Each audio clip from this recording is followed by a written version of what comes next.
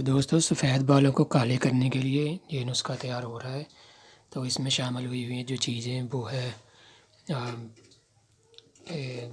क्या क्या है लौंग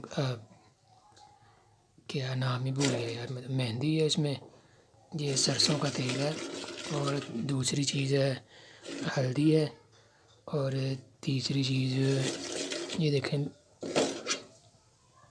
एक मेहंदी है, एक सरसों का तेल है, एक है वो कलौंजी है और एक है हल्दी। चार चीज़ें इसमें मिक्स की हैं। तो ये हम तेल तैयार करते हैं तो सफ़ेद जो बाल हैं वो आपके सारे काले हो जाएंगे। तो मेरे भी सफ़ेद बाल सारे काफ़ी ज़्यादा सफ़ेद आए हुए हैं। तो ये किसी ने बताया है कि ये चीज़ें ना इसको अच्छी तरह गर्म करके तो इस्तेमाल करें, वो आपके सफ़ेद बाल है वो तेल निकाल लेना है। वो आपको दिखाते हैं कैसे। अभी तो ये देखें ब्राउन सा है ना तेल, जब ये काला हो जाएगा ना तब निकाल रहा है। अभी तेल का रंग ये देख सकते हैं कि ब्राउन है, अभी ब्राउन है। तो अभी इसको ना हम फुल काला करना है।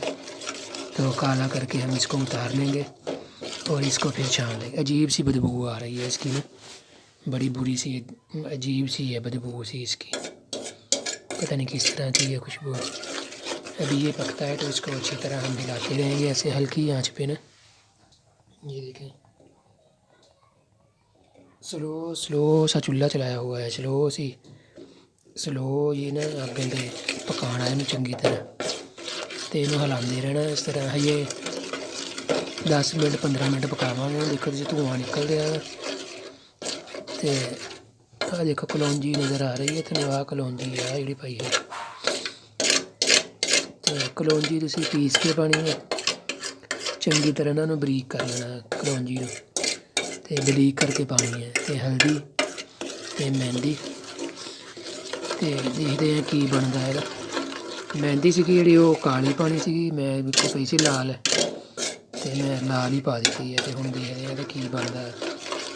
चंगी तरह ना इनू कढ़ते हैं, चंगी तरह काला करके कढ़ते हैं। तो किद्दां दी स्मैल है यार, इसकी अजीब ही स्मैल है।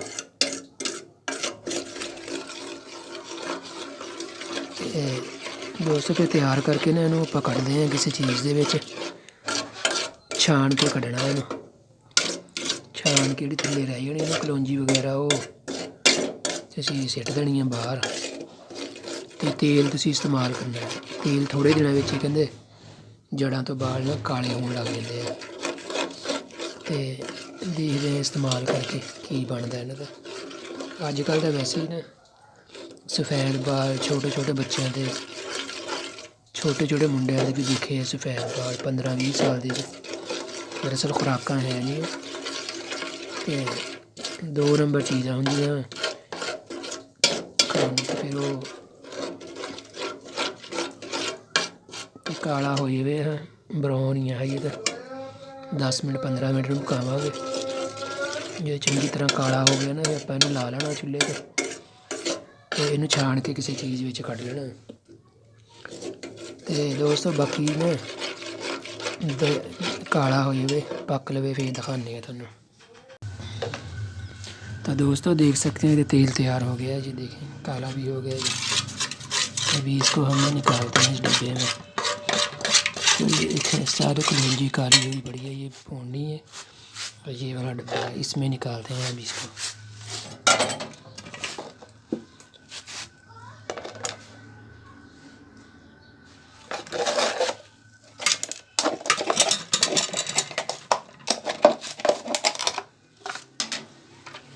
तो ये भूननी से ऐसे करके इसको निकालते हैं, देखते हैं कितना सा निकलता है। तो ये सफ़ेद बालों के लिए मेरे खुद ही बहुत ज़्यादा सफ़ेद हुए हैं बाल। तो देखते हैं निकाल के ये। तो दोस्तों आ देखो नक निकलिया, तो देश की खाली हो गई। तो आ कलौंजी पई है जी बची है बाकी, तो नक निकलिया तेल दी। देख सकते हैं कि इसी इन्ना तेल निकलिया है, ये हफ्ता 2 हफ्ते यूज़ हो जाना है।